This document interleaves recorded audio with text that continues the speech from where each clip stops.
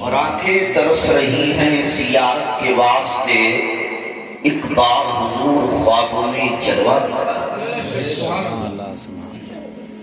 اور ایک اور نے کہا تھا فرش زمین پہ عرش کا زینہ پسند ہے، سارے جہاں میں مجھ کو مدینہ پسند ہے، اور لالوں میں مجھے پسند ہے آمینہ کا لال، شہروں میں مجھ کو شہر مدینہ پسند ہے۔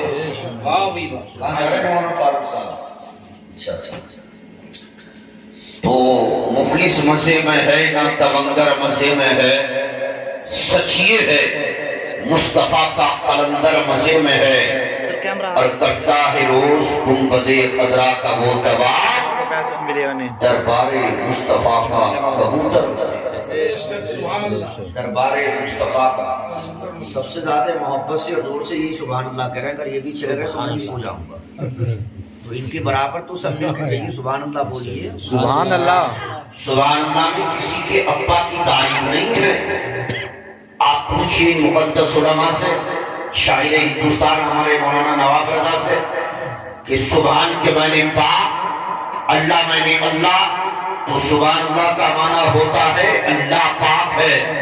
اور یاد رکھو ہم مسلمان ہیں، ہمارے لیے ضروری ہے کہ ہم چلتے پھرتے، اٹھتے بیٹھتے، سوتے جاگتے، چاہے مکان ہو، دکان ہو، کھیت کھلیان ہو، ہمارا طرز عمل، طریقہ تمدن یہ ہونا چاہیے کہ ہم گھر میں آئے خدا کی پاکی بولتے ہوئے، گھر سے جائیں خدا کی پاکی بولتے ہوئے، دکان میں ہو، مکان میں ہو، کھیت کھلیان میں ہو، ہم چاہے حضرات ٹو ویلر چلائیں، فور ویلر چلائیں، ٹرین میں ہو، بس میں ہو، فلائٹ میں ہو، جس جگہ ہو، جہاں ہو، چاہے رات ہو دن ہو، ہم ہر وقت اپنے خدا کی پاکی کا اعلان کریں۔ آپ کہیں گے حضرت خدا کی پاکی کا اعلان کرنے سے ہمیں کیا ملے گا؟ تو یاد رکھو کہ جب ہم چلتے پھرتے، اٹھتے بیٹھتے، سوتے جاگتے خدا کی پاکی کا اعلان کریں گے تو رب کعبہ کی قسم برکتیں یہ ملے گی کہ اسی کے صدقے میں اللہ ہماری زبانوں کو پاک کر دے گا، ہمارے دلوں کو پاک کر دے گا۔ اور یاد رکھو کہ جب ہمارے دل اور ہماری زبانیں پاک ہو جائیں گی تو دل اور زبانیں پاک کرنے کے بعد تم زمین کے کسی بھی خطے پر بیٹھ کر، کسی بھی کوشے پر بیٹھ کر، چاہے مکان ہو، دکان ہو، کھیت کھلیان ہو، دل اور زبان پاک کرنے کے بعد اگر اللہ سے عزت مانگو گے تو عزت ملے گی، شہرت مانگو گے تو شہرت ملے گی، حتیٰ کہ دل اور زبان پاک کرنے کے بعد اگر اس خدا سے جنت مانگو گے تو انشاءاللہ جنت۔ سبحان اللہ، سبحان اللہ۔ شرط یہ ہے، نعرہ تکبیر، اللہ اکبر، نعرہ رسالت، مسلک اعلیٰ حضرت، علماء اہل سنت، نعرہ تکبیر، نعرہ رسالت، زندہ باد زندہ باد۔ دیکھیے ہمارے مولانا حسین صاحب ہیں، مولانا حسین رضا صاحب کی بڑا جامع مسجد کے امام و خطیب ہیں، صحت بھی اچھی ہے، دیکھنے میں بھی اچھی ہے، تقریر بھی اچھی ہے۔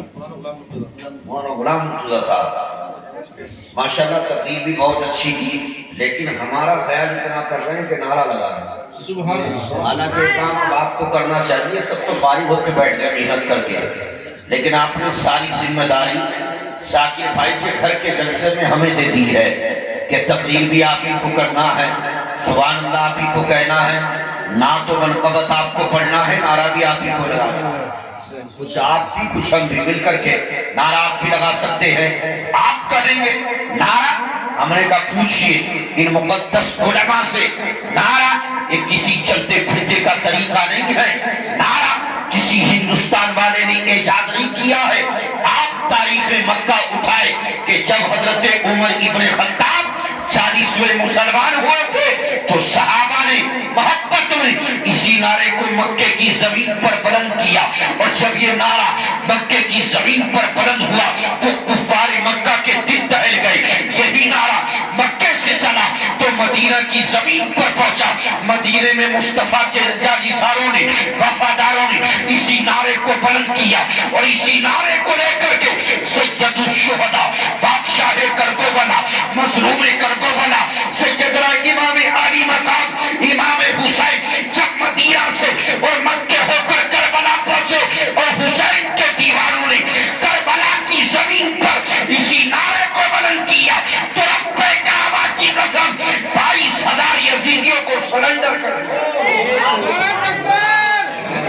नारा तकबीर, नारा रिसालत, नारा रिसालत, उलमाए अहले सुन्नत। जिंदाबाद।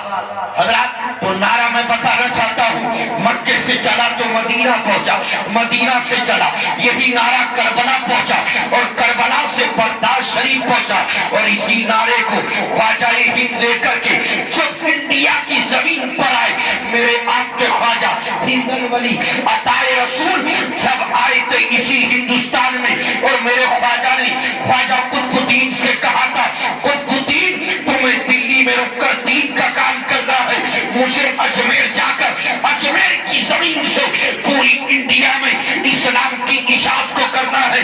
तो रब्बे काबा की कसम, उस वक्त में आपके चंद मुरीदों ने कहा था, हुजूर आप अजमेर न जाए बल्कि यही दिल्ली में रुक करके दीन का काम करें, आप यही रुक करके दीन की इशाअत करें, किसी पहाड़ पर चले, किसी करिया में चले, किसी और शहर में चले, लेकिन आप शहर अजमेर ना जाए।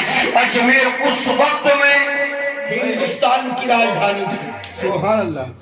जो हिंदुस्तान का सबसे बड़ा राजा था वो अजमेर ही में था। बेशक सुभान अल्लाह। कि और छोटे छोटे रजवाड़े थे, जी जी और राजा भी उसको टैक्स दिया करते थे, जी, सबसे जी। वसूल करता था। जी। हजरत, तो मेरे ख्वाजा ने फरमाया, उन्हीं का महीना चल रहा है।